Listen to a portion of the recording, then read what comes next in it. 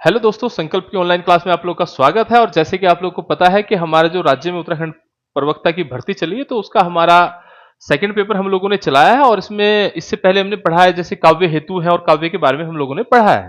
तो ये जो क्लास हमारी रहने वाली है वो आप लोग की आज क्या है, काव्य लक्षण है। और इसके बाद जो क्लास रहेगी वो काव्य परिजन को लेकर रहेगी।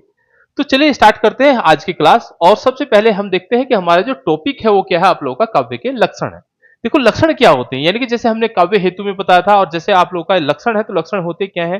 जैसे आप लोग ये देखते हैं कि भाई आप किसी को मतलब जैसे किसी को देखते हैं या किसी को जज करते हैं, तो उसमें आप लोग उसके क्या देखते हैं, गुण दोष देखते हैं। तो यहां भी सेम कंडीशन है।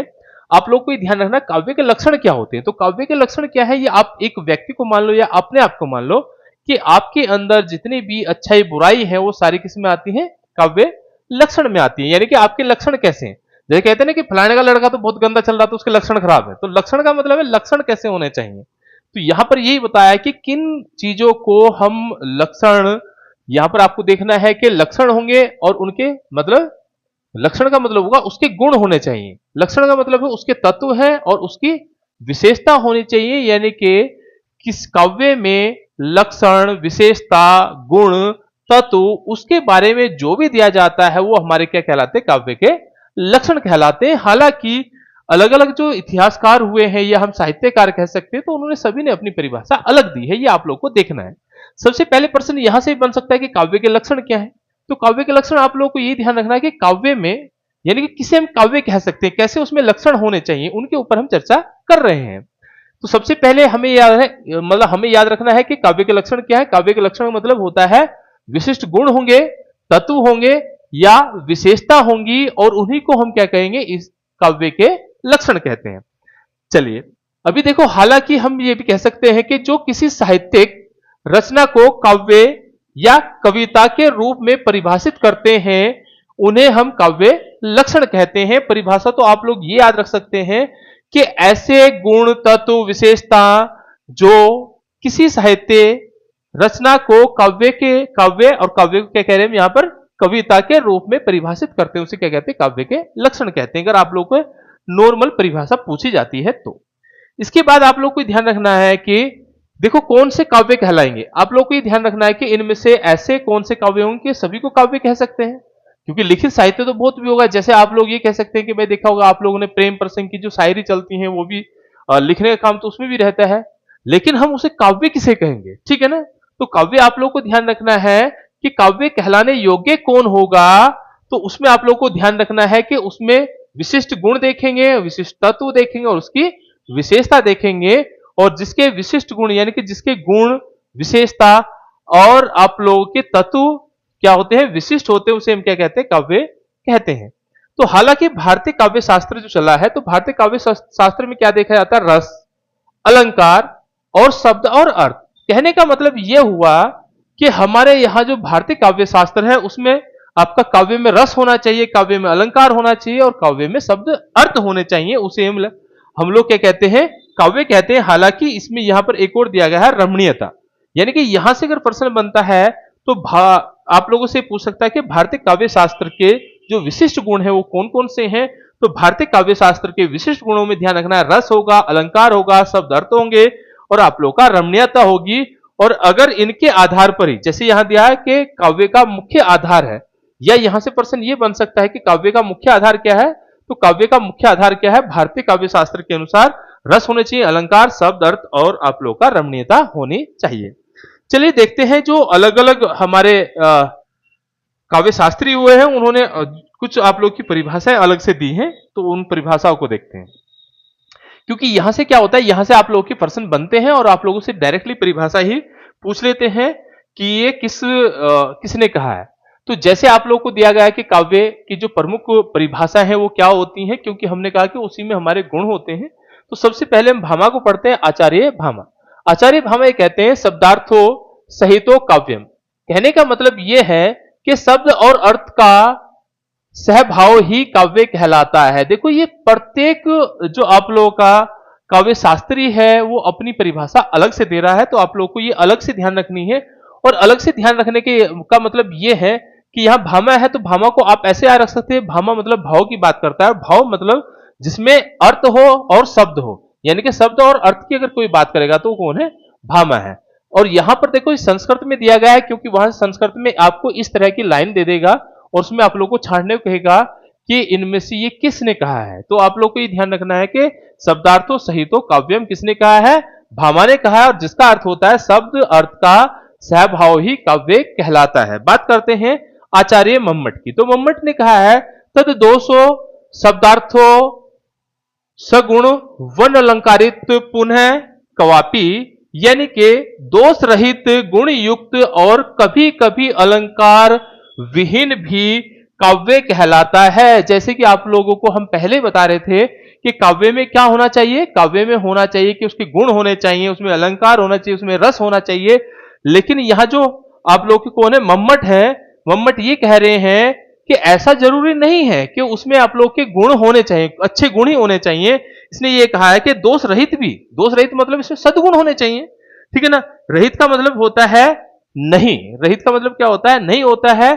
और गुण युक्त हो यानी कि दोष रहित हो, तो इसका मतलब है कि उसमें दोष नहीं होने चाहिए, गुण युक्त होने चाहिए। और कभी कभी अलंकार विहीन, यानी कि जिसमें अलंकार ना हो, ऐसे को भी हम काव्य कह सकते हैं।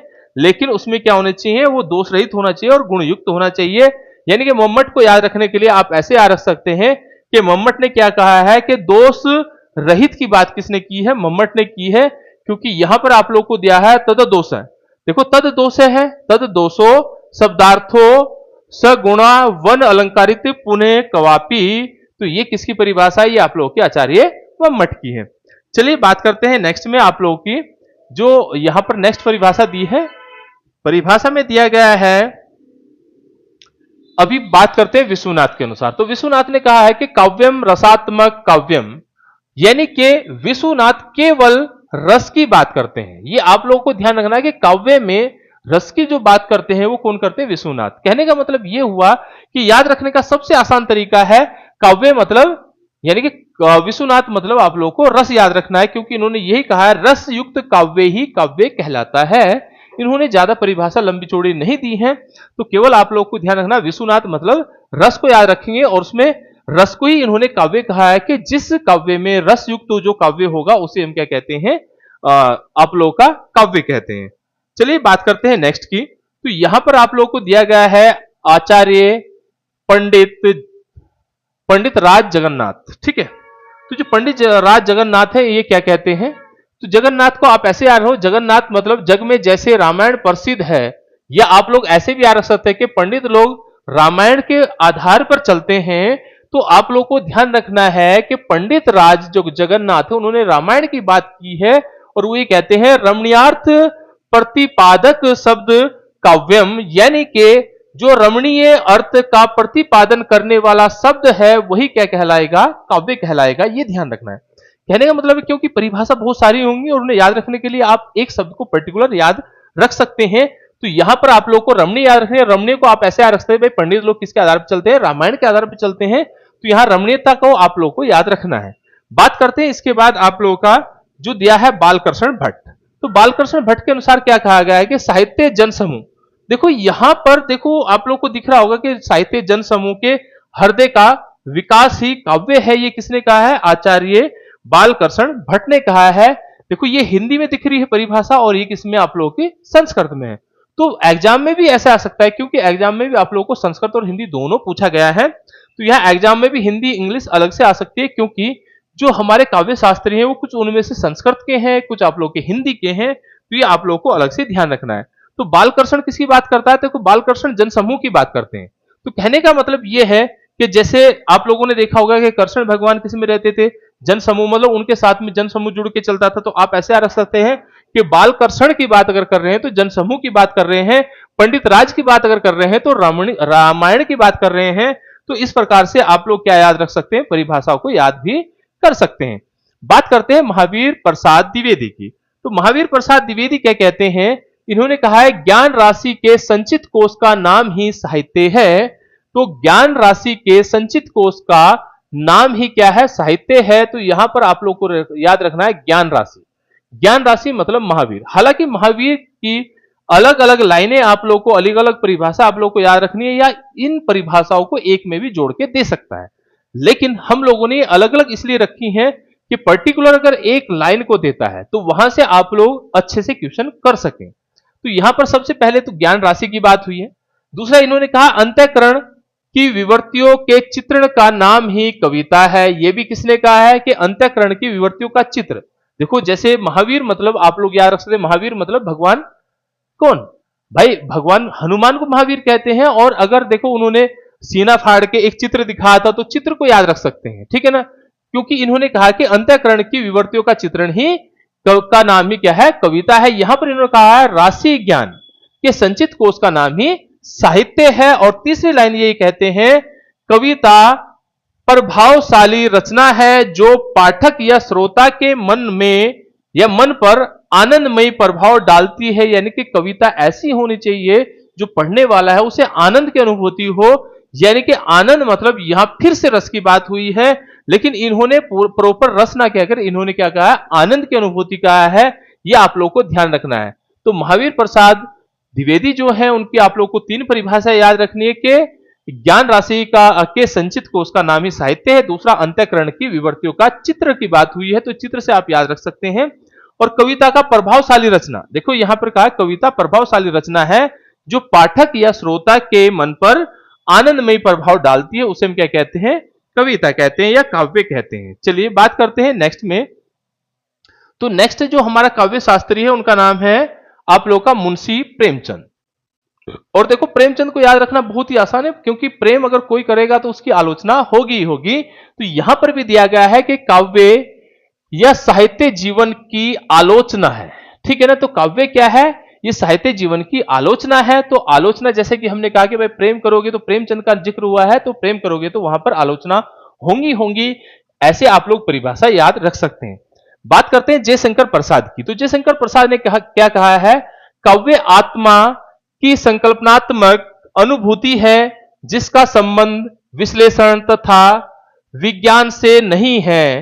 देखो यहां पर तथा नहीं है, तो यहां पर यह कहा गया है कि काव्य आत्मा की संकल्पना है जिसका संबंध विश्लेषण विज्ञान से नहीं है, कि इसका विज्ञान से कोई भी लेना देना नहीं है, ऐसा आप लोगों को कहा गया है। क्योंकि जयशंकर प्रसाद को अगर आप लोग याद रखें तो जयशंकर प्रसाद की जैसे कंकाल है, खोप है, तितली है, तो इनकी अन्य जो रचनाएं हैं वो भी इस प्रकार की है कि वो विज्ञान में विश्वास, क्योंकि कंकाल की बात हुई तो कंकाल मतलब जैसे हम ये कह सकते हैं, ऐसे याद रख सकते हैं कि जो जयशंकर प्रसाद है ये किसमें, विज्ञान में विश्वास नहीं करते हैं। और इन्होंने कहा कि इसका जो संबंध है वो कैसी अनुभूति होनी चाहिए, वो केवल इस प्रकार की होनी चाहिए कि काव्य की आत्मा, क्योंकि आत्मा की बात कौन करता है, जैसे हमने कहा कि कंकाल की बात इन्होंने की है, तो ऐसे जयशंकर प्रसाद को याद रख सकते हैं कि आत्मा की संकल्पनात्मक अनुभूति जिसका संबंध विश्लेषण, जिसका ना तो संबंध हो ना ही विश्लेषण हो, विज्ञान से नहीं होना चाहिए।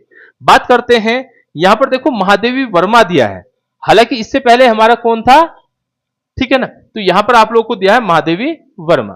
तो महादेवी वर्मा के अनुसार ये कहा है, वैसे इन्होंने मनोभाव की बात की है, हालांकि हिंदी में हमने इनका दिया है, इन्होंने कहा कांटा चुभाकर उसकी पीड़ा की अनुभूति तो संसार करता है, पर कविता बिना कांटा चुभाए ही उसकी अनुभूति करा देता है। यानी कि ये कहते हैं महादेवी वर्मा कि जैसे कांटा चुभने से आपको अनुभूति होती कि भाई कांटा चुभा है, लेकिन कविता क्या है, कविता अपने शब्दों में, अपने आनंद में ही, यानी कि जो उसके भावार्थ होंगे उनसे ही कांटे की अनुभूति दे देता है। ये किसने कहा, महादेवी वर्मा ने कहा है।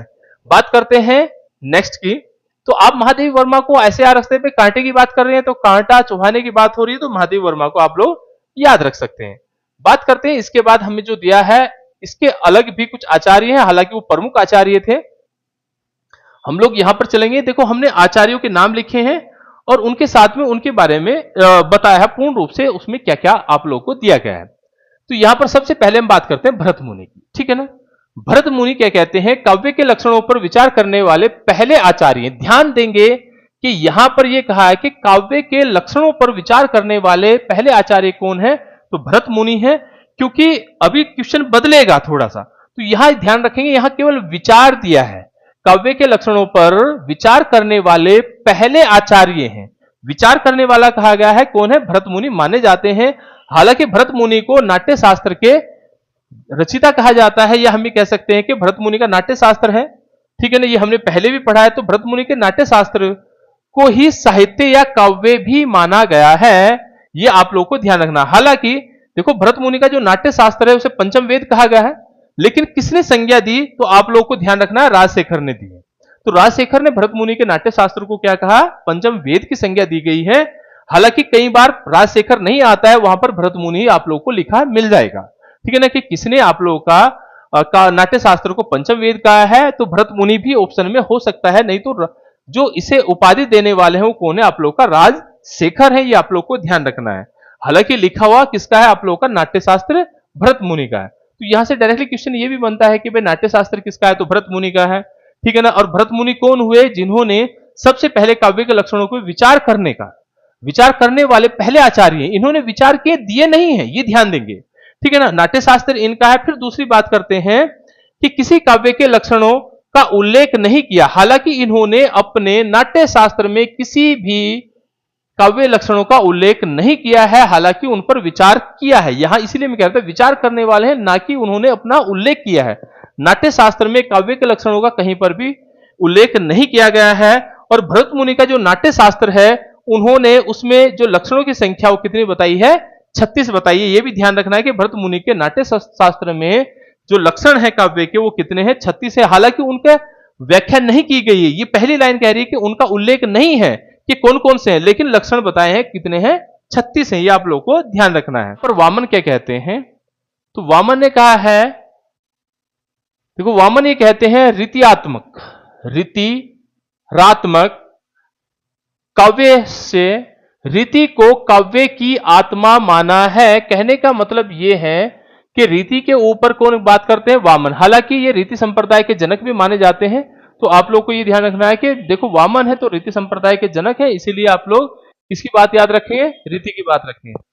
अब देखते हैं हम रुद्रट के अनुसार। तो रुद्रट क्या कहते हैं? काव्य लक्षणों के विवेचन के क्रम में रुद्रट शब्द और अर्थ दोनों को ही एक काव्य मानते हैं। कहने का मतलब यह है कि रुद्रट ने शब्द और अर्थ को ही क्या माना है? काव्य माना है, यानी कि शब्दार्थ काव्यम और काव्य अलंकार। हालांकि इसके बारे में भी हमने पढ़ लिया था। देखो मेनली क्या रहता है कि जो आप लोगों के काव्य लक्षण होते हैं, तो काव्य लक्षणों में आप लोगों को परिभाषा याद रखनी है, और ये हमने कुछ परिभाषा यहां पर शामिल की है। और इसके अतिरिक्त आप लोगों को अगर और परिभाषा चाहिए तो हमारी पीडीएफ में सारी परिभाषा आप लोगों को मिल जाएंगी। आप हमारे टेलीग्राम ग्रुप पर भी ज्वाइन कर सकते हैं।